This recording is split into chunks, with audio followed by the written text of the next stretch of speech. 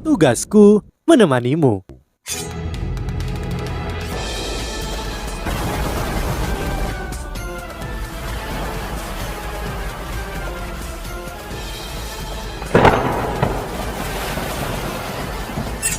Hai sahabat Pasuk, kembali lagi bersama alur cerita versi novel Solen 2 Sekte Tang yang tak tertandingi.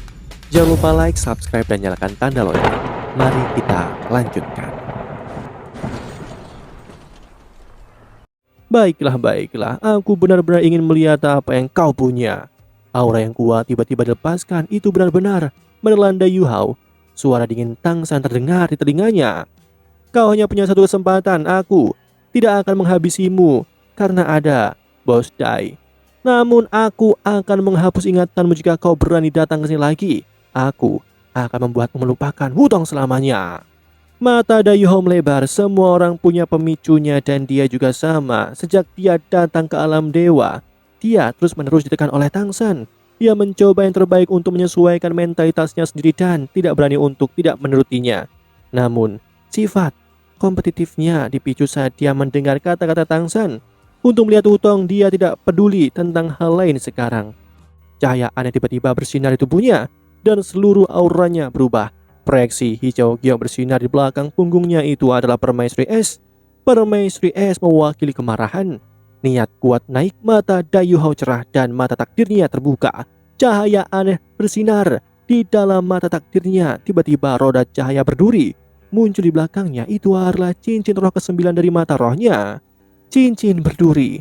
Meskipun sekarang dia adalah dewa, keterampilan jiwanya tetap ada dan bahkan ditingkatkan. Di bawah pengaruh akal dewanya, Dai Mubai dan Zuzu King bisa merasakan aura yang berasal dari lingkaran berduri ini. Mereka berdua terkejut. Undulasi besar dari akal ilahi. Tidak heran dia adalah dewa tingkat 1. Cincin lingkaran berduri ini berasal dari Kaisar Tanpa Jahat. Yu Hao bahkan tidak menggunakannya ketika dia menghadapi Ditian. Dia khawatir Ditian akan mengetahui bahwa dia telah menyerap cincin roh dari Kaisar Tanpa Jahat dan lebih berhati-hati. Ketika dia akhirnya menggunakan cahaya ruang waktu, Ditian memang tidak bisa mengatasinya karena dia benar-benar tidak sadar sejak awal. Sekarang dia sedang menghadapi Dewa Tang San, leluhur Sekte Tang dan ayah Wutong. Bagaimana mungkin dia berani menyembunyikan kekuatannya? Tang San sudah mulai bergerak. Dia mengangkat tangan kanannya sambil menunjuk Yu Hao. Segala sesuatu di sekelilingnya membiru dan tekanan mengerikan segera muncul. Saat dia menarik tangan kanannya, dia menjentikkan jarinya, sebuah bola cahaya batu giok kehijauan terbang menuju Yu Hao. Meskipun Yu Hao tidak tahu keterampilan apa yang digunakan oleh Tang San, dia sudah tidak berani berpuas diri. Dia segera mengalihkan kekuatan jiwanya ke es pamungkas. Garis cahaya biru tua menebas. Itu adalah dingin yang tak tertandingi. Pedang Kaisar. Dingin tak tertandingi. Pedang Kaisar langsung hancur dan tersebar di udara.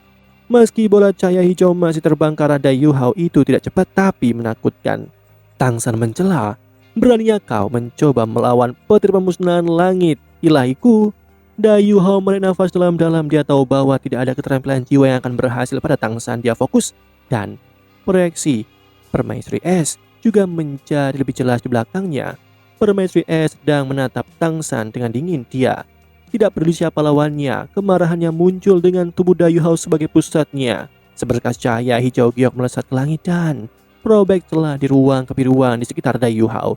Yu Hao maju selangkah dan dengan kaki kirinya melepaskan keinginannya yang kuat penuh kerinduan. Mata takdir dahinya tiba-tiba berubah hitam dan putih. Setelah itu dua sinar cahaya ditembakkan. Biru di langit redup seketika. Dunia biru berubah hitam dan putih. Mata vertikal besar tampaknya mendukung seluruh langit saat melayang di belakang Yu Hao. Cahaya hitam dan putih juga memenuhi seluruh area. Baik itu Tang San, Dai Mubai atau Zuzu King. Mereka semua heran. Hanya saja tingkat keheranan mereka bervariasi. Bukan hanya mereka, bahkan Yu Hao tidak bisa mempercayainya. Mata takdirku sebenarnya sangat kuat. Membaca spiritual dan kematian takdir, dua keterampilan ilahi ini akhirnya mengungkapkan keefektifan mereka di alam dewa. Ketika dua garis cahaya menghantam Tang San, tubuhnya mulai bersinar dengan cahaya biru terang. Namun cahaya biru terang tidak berhasil menghalangi dua garis cahaya. Sebaliknya tubuh Tang San berubah menjadi hitam dan putih. Sementara itu, petir penghancur langit ilahi tiba di depan Dayu Hao. Dayu Hao melambaikan tangan kanannya dan sosok Tang Wutong muncul di matanya. Itu adalah tinju kenangan miliknya. Penuh dengan amarah, apapun yang mencoba menghentikanku mencapai Wutong akan mati di hadapan kemarahanku. Itu adalah niatnya. Ledakan bergema, hitam dan putih di langit mulai redup setelah Dayu Hao melepaskan dua keterampilan ilahi, namun cahaya hijau giok langsung memenuhi area segera setelahnya. Dayu Hao hanya merasakan naga biru besar mengelilingi tubuhnya. Setelah itu, kekuatan ledakan yang tidak terduga sebelumnya dilepaskan. Kekuatan ledakan itu menghantam tubuh dan jiwanya, dan rasa sakit yang luar biasa membuatnya merasa dia akan terkoyak. Sosok hijau giok berubah menjadi rumput es misterius alias bintang. Kebahagiaan dengan cepat menelan Dayu Hao. Energi asal dari awan dengan cepat mengalir ke tubuhnya. Asal es alias bintang dirilis. Energi asal langit dan bumi yang sangat besar membersihkan tubuh Dayu Hao, memulihkan kerusakan yang terjadi padanya. Di kejauhan tubuh Tangsan bergetar. Dia hanya mengerang dan bergidik pada saat yang sama. Undulasi hitam dan putih di tubuhnya juga menjadi lebih intens. Namun, hitam dan putih menghilang di saat berikutnya. Hanya saja Tangsan muncul sedikit pucat. Dia terluka. Ini adalah reaksi pertama Dayu Hao. Ya, Tangsan terluka. Bahkan Tangsan tidak menyangka bahwa cincin berduri milik Dayu Hao akan sangat kuat. Tangsan cukup mengerti Yu Hao, tapi itu pertama kalinya Yu Hao menggunakan cincin berduri ini. Efek dari cincin berduri adalah bahwa 50% dari kerusakan yang dilakukan padanya akan tercermin pada lawannya sebagai kerusakan spiritual. Jika ini adalah keadaan normal, ini tidak akan menyakiti Tangsan, namun Tangsan telah dikejutkan oleh membaca spiritual Dayu Hao. Pertahanan spiritualnya telah sangat lemah. Bagus sekali, Tangsan berkata dengan dingin. Dayu Hao dengan cemas berkata, ini tidak disengaja. Aku tidak berpikir ini akan terjadi. Jadi, Tangsan mengangkat tangannya. Kau tidak perlu menjelaskan apapun. Dan seberkas cahaya yang sangat akrab muncul di telapak tangannya. Cahaya emas terang melesat keluar. Itu adalah trisula emas. Dayu Hao telah dikejutkan oleh petir pemusnahan ilahi. Meskipun dia telah sedikit disembuhkan melalui kemampuan dari adas bintang, dia masih merasakan sakit yang luar biasa mengalir di sekujur tubuhnya. Ketika dia melihat trisula emas, ekspresinya sangat berubah. Hanya dalam hal niat dia bisa merasakan teror yang memancar dari trisula emas. Ekspresi Tangsan tiba-tiba berubah hampa.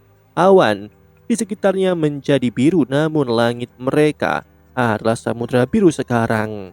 Trisula emas Tangsan bergerak dengan gerakan memutar, menciptakan lingkaran cahaya yang terbang ke arah Dayu Hao. Perasaan Dayu Hao sangat takut. Dia tahu bahwa apa yang harus dia lakukan sekarang adalah terus mempertahankan cincin berdurinya sebelum melepaskan kekuatan takdirnya. Hanya melalui ini Tangsan akan takut, namun dia tidak melakukannya lagi pula. Tangsan adalah ayah mertuanya. Dia adalah ayah Tang Wutong, bagaimana dia bisa menyakitinya? Dayu Hao dengan cepat mundur, namun lingkaran cahaya emas semakin dekat dengannya.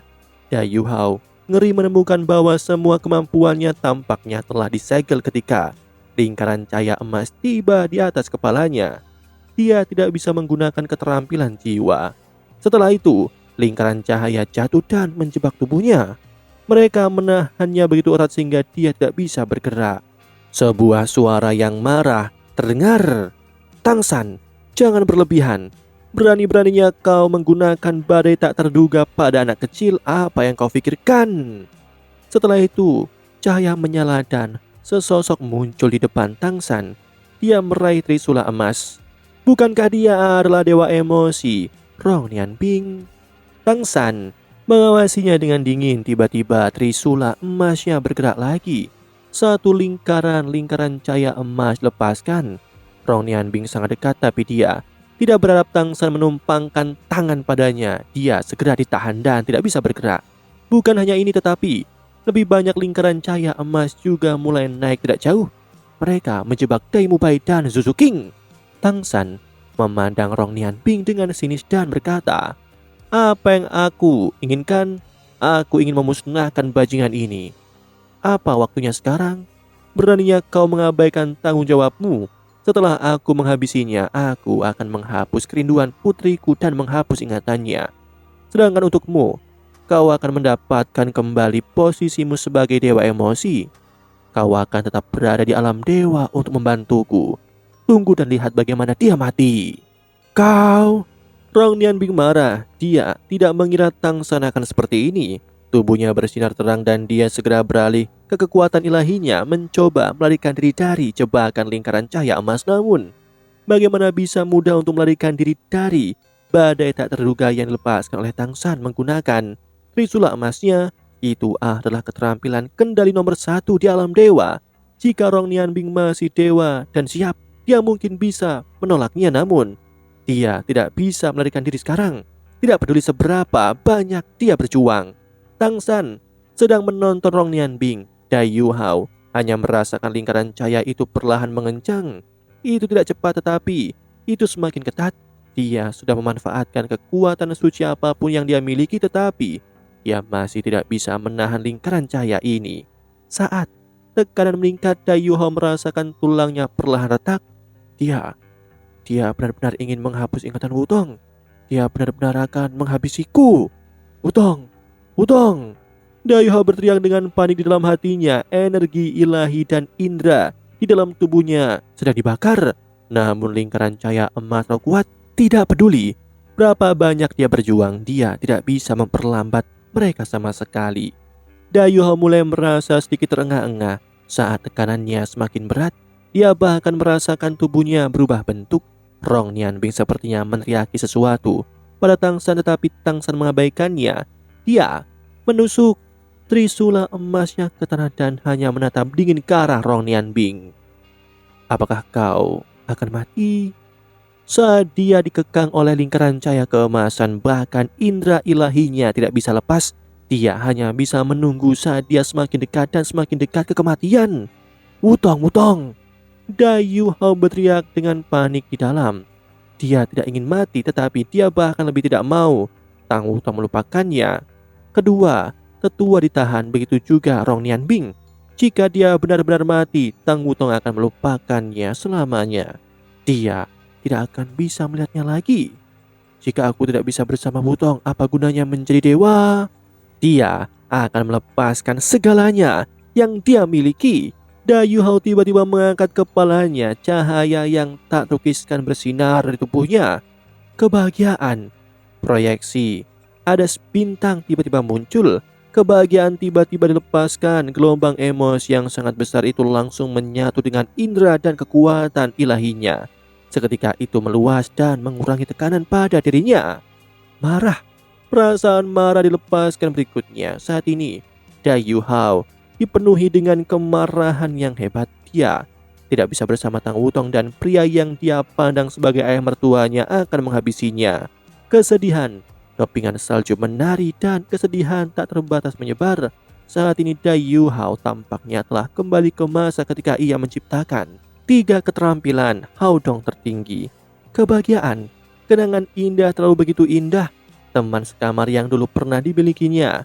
Peri biru merah muda yang indah selama kencan dewa laut, dan semua yang mereka alami adalah kenangan indah di benaknya. Benci, kebencian adalah rasa sakit yang memproyeksikan emosi pada hari dia meninggalkan rumah Adipati.